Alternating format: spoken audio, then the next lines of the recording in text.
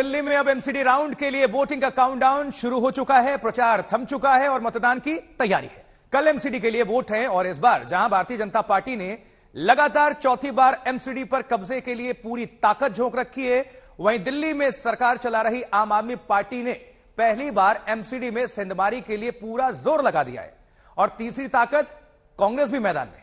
अब देखना है कि जनता के वोट से किसे सत्ता मिलती है और किसे चोट। इस बार मुद्दा भ्रष्टाचार और तिहार का भी है तो कूड़े का पहाड़ भी है।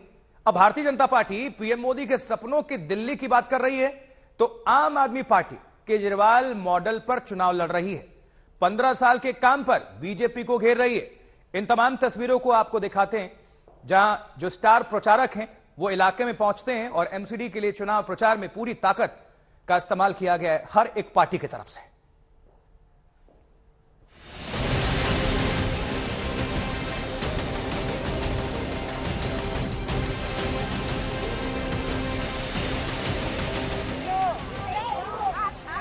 दिल्ली में एमसीडी चुनाव प्रचार का शोर थम गया। अब जनता के सामने सभी पार्टियों के वादे हैं, गारंटी है, जिसे लेकर दिल्ली की सियासत में तनातनी है।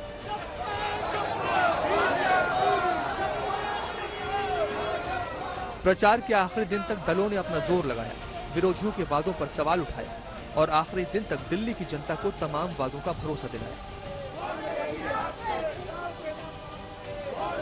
प्रधानमंत्री जी ने प्रधानमंत्री स्वनिधि योजना लागू करी, जिसके तहत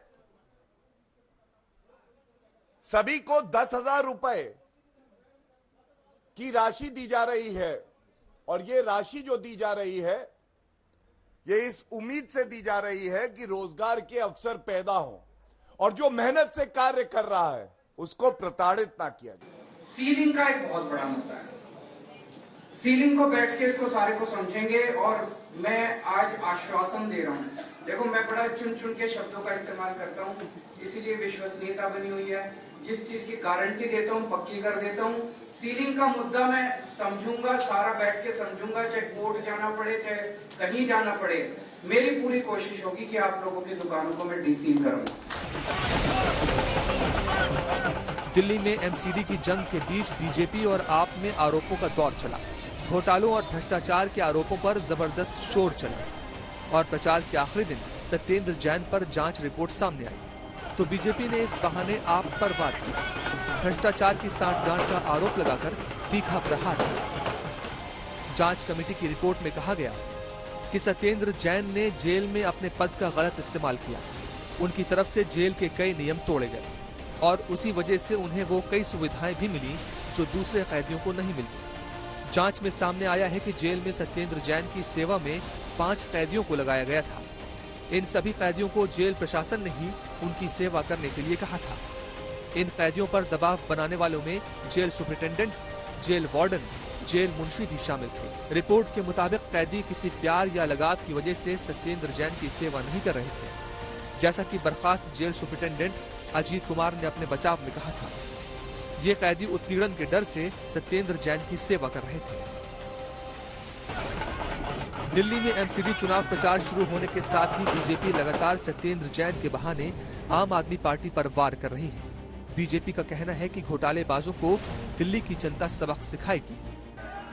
एमसीडी चुनाव में बीजेपी को विजयी बनाएगी। वहीं केजरीवाल एमसीडी में जीत के लिए बीजेपी से सीधा सवाल कर रहे हैं। काम के सवाल पर बीजेपी पर तीखा वार कर रहे हैं। एमसीडी की सत्ता पर 15 साल से बीजेपी का कब्जा है। अब बीजेपी चौथे टर्म के लिए दावेदारी कर रही है।